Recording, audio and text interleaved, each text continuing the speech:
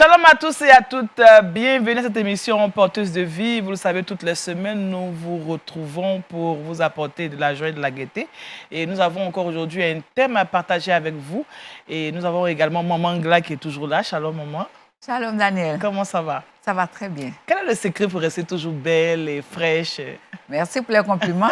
Ben, le secret, c'est dans le Seigneur, celui qui nous a formés avant même le sein de nos mères. Amen. Alors, sans plus attendre, ouvrons cette émission avec la rubrique L'introïte.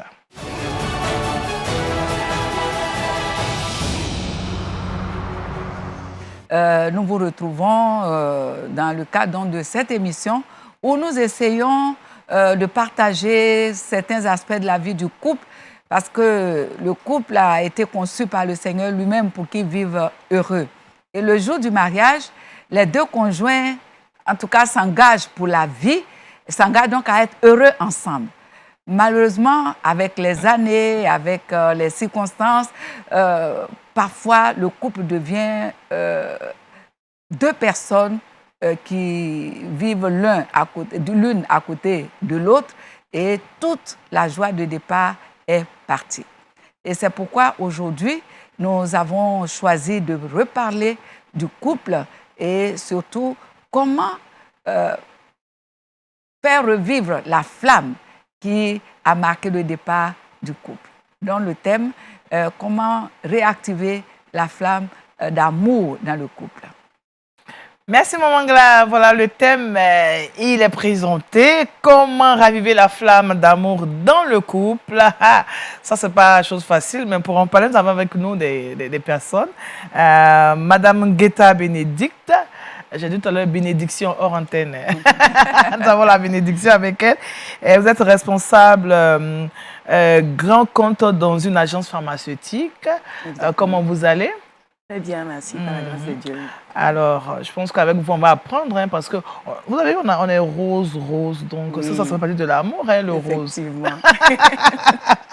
Merci d'avoir accepté notre invitation. Nous avons un homme également avec nous, Monsieur Guédé Maurice, il est juriste, il est le responsable de la mission famille dans sa communauté. Shalom.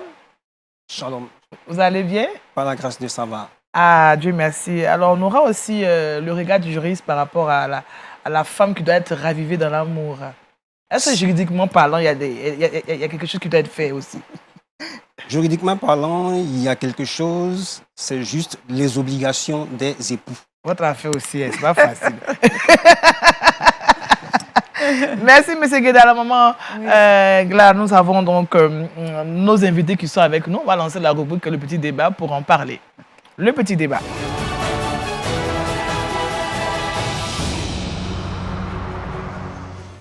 Alors, pour nos échanges, déjà, il est bon pour nous de savoir quel est le sens que nous pouvons accorder à ce thème, raviver la flamme dans le couple. Quel objectif on veut atteindre, justement? Alors, je le mentionnais déjà dans l'introïte, nous voulons que ce qui a motivé même le couple à s'unir, à s'engager, c'est-à-dire l'amour, que l'amour soit présent. Et dans la formulation du thème, nous avons le mot flamme. Oui. Quand on parle de flamme, ça se réfère au feu. Et nous le savons, le feu, tant qu'il y a du bois, tant qu'il y a des combustibles, la flamme continue.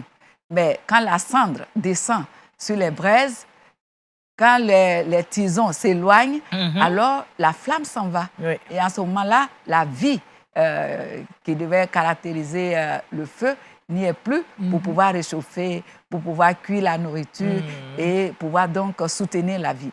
Ainsi donc, l'amour, puisqu'il est comparé ici au feu, a besoin donc de combustible, a besoin de stratégie pour continuer à demeurer, en tout cas, dans le couple. C'est ça.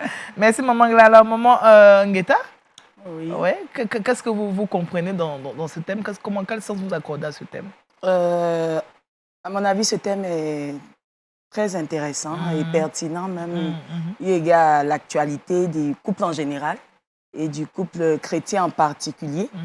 De nos jours, comment entretenir cette flamme-là dans le couple est une question, à mon sens, vraiment épineuse, mais qui mérite d'être débattue. Et ce soir, vous nous donnez l'occasion de d'en débattre et de trouver aussi des pistes de solutions qu'on pourrait proposer au couple. D'accord. Monsieur Guédé, le seul homme. Comme Mme Nguetia, il faut dire que c'est un thème extrêmement important dans la vie d'un couple. Il faut noter que l'amour, c'est d'abord et avant tout une décision. On choisit d'aimer une personne entre plusieurs autres personnes. Et on assume ce choix jusqu'à la fin de nos jours. C'est ça. De ce fait, la flamme de l'amour peut être assimilée à un sentiment. Un sentiment qui brûle dans notre cœur. C'est comme ce feu qui brûle dans votre cœur et qui vous donne une folle envie d'être dans la présence ou dans les bras de celui à qui vous avez dit oui, celui que vous avez décidé d'aimer. Cette flamme, c'est le moteur en fait qui vous permet de tenir la décision que vous avez prise de vous marier à quelqu'un. Donc maintenir cette flamme de l'amour ou raviver cette flamme de l'amour dans le couple suppose qu'il y a des actions à poser afin de garder constamment allumé le feu de l'amour qui un jour s'est embrasé et qui vous a permis de surmonter tous les obstacles qui sont dressés sur le chemin pour vous permettre de dire oui à la personne avec qui vous vivez. Donc, en principe, il faut maintenir cette flamme-là afin qu'elle ne s'éteigne pas. Et pour cela, il n'y a pas de place pour la passivité. D'accord. Ah, on a écouté un juriste. En tout cas, moi, il faut que je vous dise, c'est un juriste. Donc, vous avez vu les thèmes qu'il a employés. Donc, soyons attentifs aujourd'hui à cette émission. Merci beaucoup, Monsieur Guédé. Alors, qu'est-ce qui justement éteint cette flamme? Parce que quand je vous ai écouté, on m'a parlé de combustible. Madame Ngueta a dit qu'il faut qu'on en parle vraiment. Et puis on a écouté aussi Monsieur Guédé. Vraiment, qu'est-ce qui fait que malgré tout ça, pourquoi ça s'éteint? Parce qu'il a dit tout à l'heure des gens qui ont décidé de marcher ensemble. Puis il ne faut pas que. Est-ce que vous pouvez répondre à votre expression? Bon, le temps que. Qu'est-ce que j'ai dit? Vous avez dit que cette flamme qui représente un sentiment. La flamme, c'est ce sentiment qui brûle dans votre cœur et qui vous a permis de dire oui à celui avec qui vous vivez et qui vous a engagé à franchir les obstacles qui étaient sur le chemin. Ma belle-sœur, elle est bien. Voilà. Justement, en fait, c'est pour vous faire comprendre un peu le sens fort de cette flamme-là, en fait. Qu'est-ce qui fait que cette flamme, malgré tout ce qui est autour, s'éteint? Eh bien, c'est 10 minutes. Alors, je pense que le premier danger auquel je pense, c'est de croire que, comme ça a commencé, d'elle-même, la flamme va continuer. Et si on ne se donne pas la peine de suivre, un peu comme on le fait pour le feu. Si. Il faut bouger le bois, il faut en remettre s'il n'y en a plus, il faut un éventail pour souffler. Oui. Alors, c'est comme ça aussi pour l'amour. Donc, si nous pensons que nous avons trouvé notre homme, ça va. Nous avons trouvé notre femme, ça suffit. Et que le reste va aller comme ça, tout seul. Le risque est très grand que la flamme s'éteigne. C'est ça. Merci, Maman Gla. Madame Guédé. Madame Ngueta.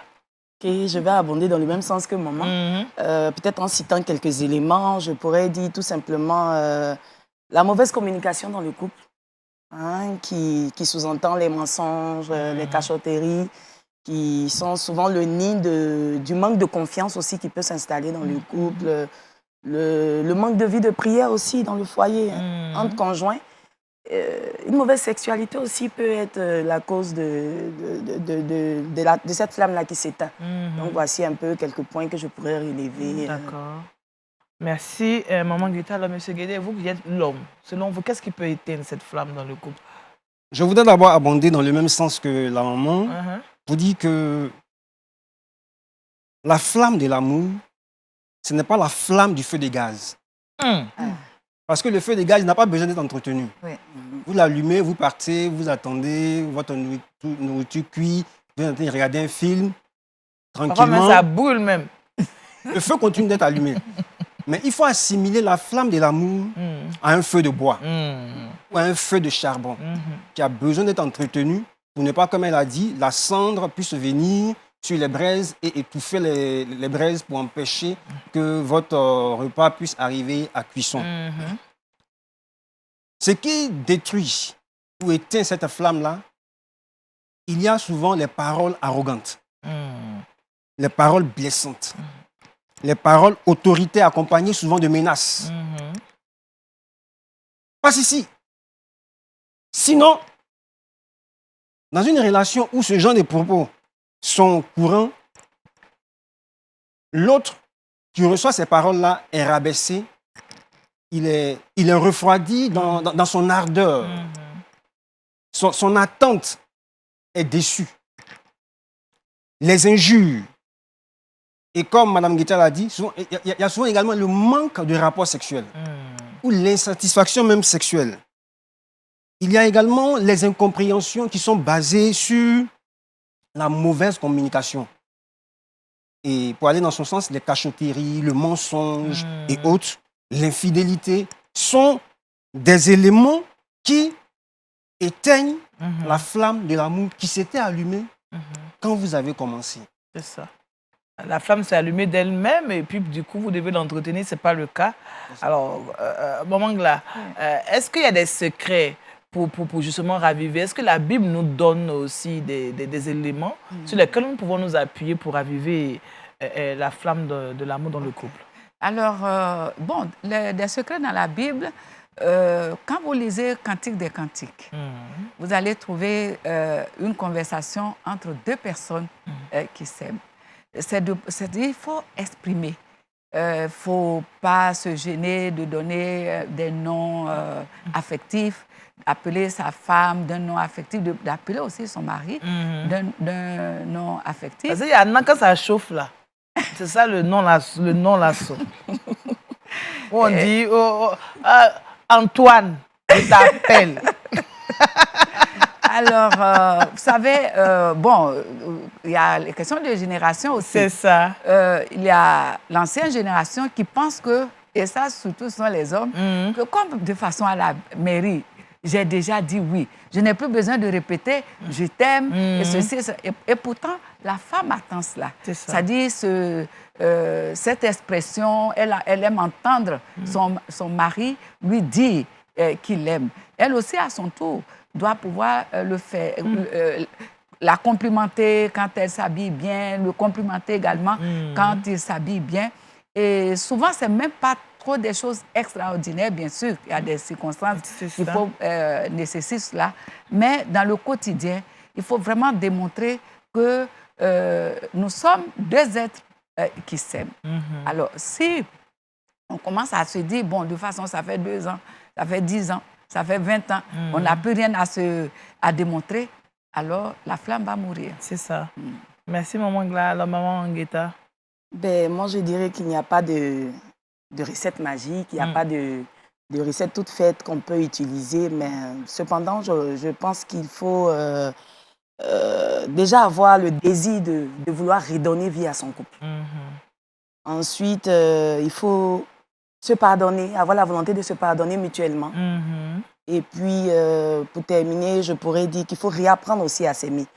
Parce qu'après tant de blessures, on a tendance à s'éloigner l'un de l'autre. Il faut réapprendre à s'aimer, se souvenir des bons moments que nous avons passés ensemble et décider d'un commun accord de repartir sur de nouvelles bases. D'accord. Voilà, parce que réapprendre à s'aimer, ça veut dire que... oui, l'amour était... Je veux dire, la flamme s'est éteinte. Il faut recommencer. Il y a ce désir-là d'abord qui doit naître. Parce que s'il n'y a pas ce désir, il n'y a pas de volonté, ça ne suivra pas. C'est ça. Donc, il faut vraiment avoir le désir d'abord, premièrement, et puis ensuite, le reste viendra. Se pardonner, et on pourra y arriver certainement. D'accord. Monsieur Guédé? Il faut noter que toute relation de couple a commencé par des compromis. Vous n'avez pas tout aimé chez votre conjoint, chez votre partenaire qui est aujourd'hui votre mari, quand vous vous êtes rencontrés. Vous avez pesé dans la balance ses bons côtés et vous avez fait peser plus que ses défauts et vous l'avez accepté. Donc vous n'avez pas épousé quelqu'un qui est parfait. Il faut savoir que dans la vie que vous êtes en train de mener aujourd'hui, vous devez continuer à faire des compromis, à accepter qu'il y a des moments où ça ne marche pas. Et donc, se pardonner mutuellement, faire table rase, et puis se donner la chance de redonner vie à cette union. Souvent, les gens pensent qu'il y a une possibilité d'aller voir ailleurs. Quand vous pensez qu'il est possible d'aller voir ailleurs, vous n'avez pas la force d'entretenir ce qui est là. Mais quand vous vous dites que je suis à mon terminus, on n'a pas le choix. On doit vivre ensemble. Personne n'est assez mauvais pour vouloir faire de son foyer un enfer. Je ne pense pas. C'est cela. Donc, en principe, vous devez pouvoir vous asseoir comme deux personnes matures et discuter de ce qui vous fâche et vous pardonner mutuellement. Il faut également pouvoir donner vie aux attentes du partenaire. C'est-à-dire, vous connaissez les attentes. Et que l'autre doit étudier, doit savoir les attentes de l'autre. Oui. Et ce qui est mauvais souvent dans les couples, c'est que chacun garde ses attentes pour lui seul. Il ne les fait pas connaître à son partenaire. Et il souhaite que le Saint-Esprit révèle à son partenaire ses attentes pour qu'il puisse les satisfaire. Ce n'est pas possible. C'est ça. Le Saint-Esprit, il a un travail à faire. Mais toi, tu as ton travail à faire. Dis-lui ce que tu attends de lui. Et il va s'évertuer à travailler pour pouvoir donner... Peut-être qu'on trouve que c'est une faiblesse si on dit à son partenaire que moi, j'attends ça de toi. Peut-être que c'est une faiblesse. Donc, il faut qu'on laisse son petit jardin secret. Là. Non, on sait qu'en réalité, toute personne avant de se marier, même depuis qu'on est enfant, chacun pense à son mariage. Chacun se dit, quand je vais me marier, voilà comment je vais vivre avec mon conjoint, voilà ce que je veux. Voilà C'est une aspiration profonde du cœur de l'homme. Mais quand vous vous mariez, faites connaître à votre partenaire ce que vous avez rêvé pour que lui puisse essayer de pouvoir satisfaire cette attente-là. Et quand il ne pourra pas la satisfaire, vous pouvez mettre sur la table pour dire, ah, voici ce que j'attendais de toi, voilà ce que j'attends de toi, mais je vois que tu ne le fais pas. Est-ce qu'on peut travailler ensemble pour qu'on puisse satisfaire cela? C'est ça. Et donc, le partage pourra permettre de rallumer la flamme. Et puis, chacun connaît également le langage de l'amour de son partenaire. Ah, c'est ça aussi. Et quand tu connais ce langage-là, il faut chercher quand même à le parler. Tu peux pas parler chinois avec un Français et puis penser qu'il va comprendre. Non, le langage d'amour, c'est pas facile aussi. Il y en a qui ne comprennent pas. Malgré le langage qu'on fait, ils ne comprennent pas. Non, mais tu connais son langage. Tu fais, tu clignotes les yeux comme ça, ils ne voient pas. Donc, c'est ces éléments-là qu'on peut appeler... Parce que quand papa Guédé dit il faut connaître le langage de l'amour, mais il y en a même là, il ne comprend pas. Bon, ou alors il fait exprès de ne pas comprendre. Ah d'accord, ça aussi c'est une possibilité. Voilà. Si vous nous prenez en marche, vous êtes à l'émission Porteuse de vie et nous allons continuer. Nous parlons aujourd'hui de comment raviver la flamme dans le couple. Alors, à un moment, nous allons partir à la rubrique réaction de l'internaute parce que nous avons un courrier que nous allons partager avec vous. Réaction de l'internaute.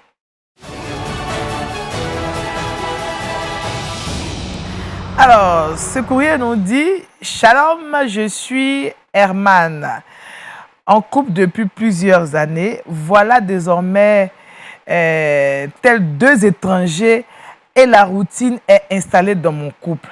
Le dialogue est rompu. Les attentions n'existent plus entre ma femme et moi. Et notre amour semble s'éteindre chaque jour davantage. Pouvez-vous me donner des clés pour construire, sinon pour reconstruire mon couple et raviver la flamme des premiers jours entre mon épouse et moi parce que ça ne va pas toujours? Ben, c'est vraiment une très, très, très bonne question. C'est un homme qui se plaît. Et je me réjouis que ça vienne d'un homme. Parce que qu'on le veuille ou non, même si c'est les deux qui ont la responsabilité de faire en sorte que le couple marche, quand même l'initiateur, celui qui fait le premier pas pour que le couple naisse, c'est l'homme qui va vers la femme.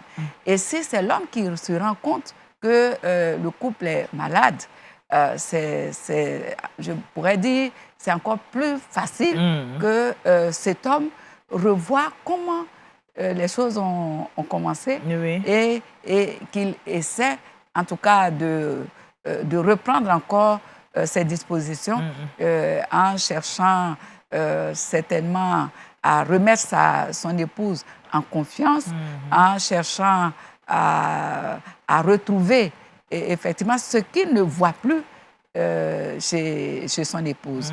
Et c'est pourquoi je voudrais vraiment encourager cet internaute et lui dire que ce pas de prendre conscience que le couple est malade, c'est comme une personne. Quand elle est malade, on essaie de diagnostiquer le mal pour pouvoir apporter la solution appropriée. Mais la grande responsabilité incombe justement à cet homme de pouvoir redire son amour à sa femme, lui donner, de reprendre en tout cas confiance s'il est conscient de l'acte qui a pu blesser son épouse, c'est de lui demander pardon. Et aussi, s'il y a des choses qu'il reproche à son épouse, c'est de pouvoir les lui exprimer. D'accord. Madame Guetta? Oui, je pense que Maman Glam a tiré les paroles de la bouche, mais j'abonde effectivement dans le même sens qu'elle. Il a reconnu déjà que la flamme a baissé. On voit aussi l'envie de redonner le souffle, un souffle nouveau à son couple. C'est ça. Donc, c'est de se pardonner mutuellement, de rétablir la communication, certainement, qui a été froissée.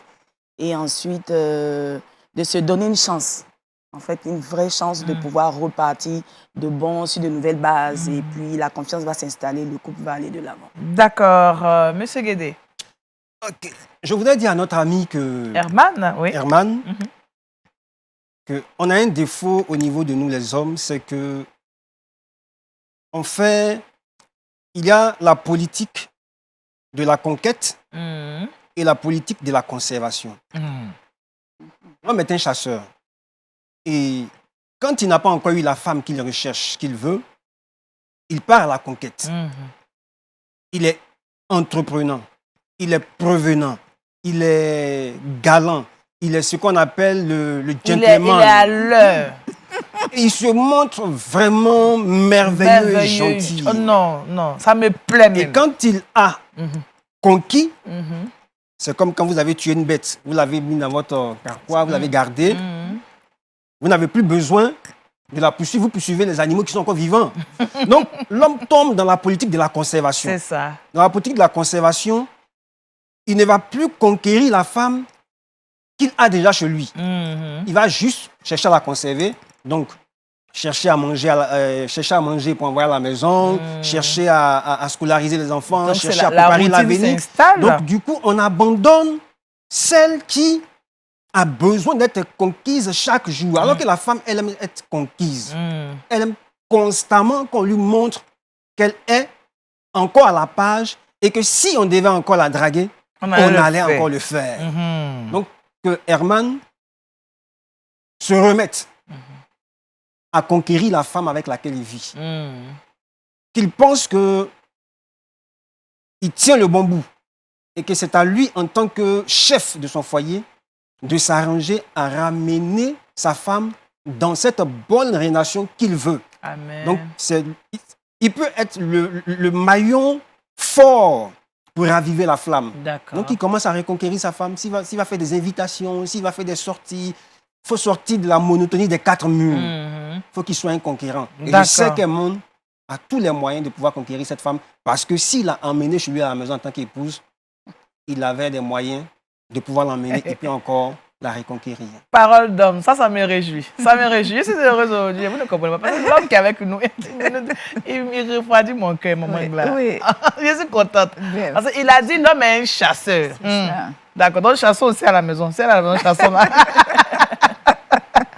Voilà, merci en tout cas pour vos interventions. Je pense que Man a bien noté ce qui a été dit. Alors, nous allons partir pour le bon à savoir.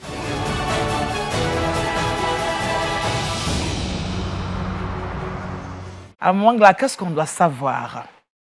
Alors, je voudrais ici vraiment montrer l'importance du couple, qui est la cellule de base pour une église saine, pour une société saine.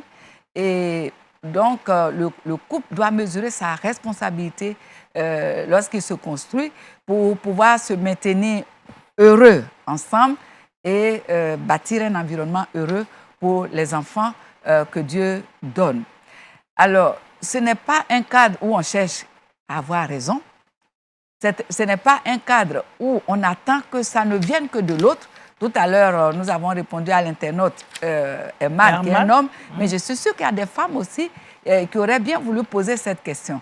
Alors, si c'est la femme qui constate que cette flamme n'y est pas, c'est aussi son rôle de faire des efforts pour redonner justement une chance à son couple pour repartir.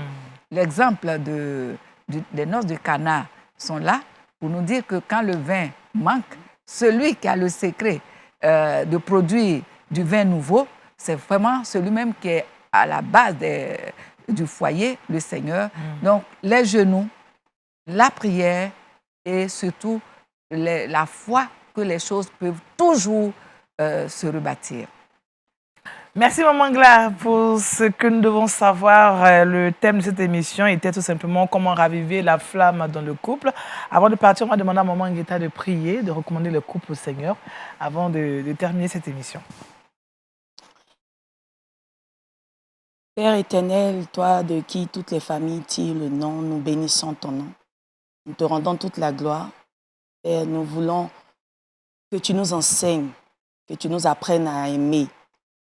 Comme tu l'as si bien mentionné dans le livre d'1 Corinthiens 13, que tu nous aides, ô Père, à aimer nos conjoints, à rechercher leur intérêt, que tu nous apprennes à être patients, que tu nous apprennes à pardonner, que tu donnes à chaque femme d'être soumise à son conjoint et à chaque homme, Père éternel, d'aimer sa femme comme toi, tu as aimé l'Église jusqu'à te donner pour elle. Merci Seigneur, parce que nous croyons que tu ravives cette flamme qui a peut-être été éteinte dans certains foyers, juste pour la seule gloire de ton nom. C'est au nom de Jésus que nous avons prié. Amen. Amen. Merci à Maman Ngueta Bénédicte, à M. Guédé Maurice. Merci à Maman Gla. Qu'on va retrouver la semaine prochaine encore pour parler encore de couple, pourquoi pas, en tout cas ce qui concerne la famille. Merci à vous de nous avoir suivis, merci à l'équipe qui nous a permis d'être chez vous. En espérant vous retrouver très prochainement, nous prions que Dieu vous garde, que Dieu garde nos familles. À bientôt, au revoir.